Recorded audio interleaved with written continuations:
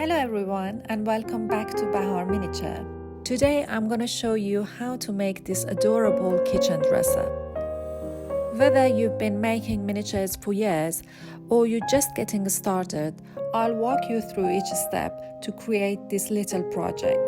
So grab your materials and let's get started.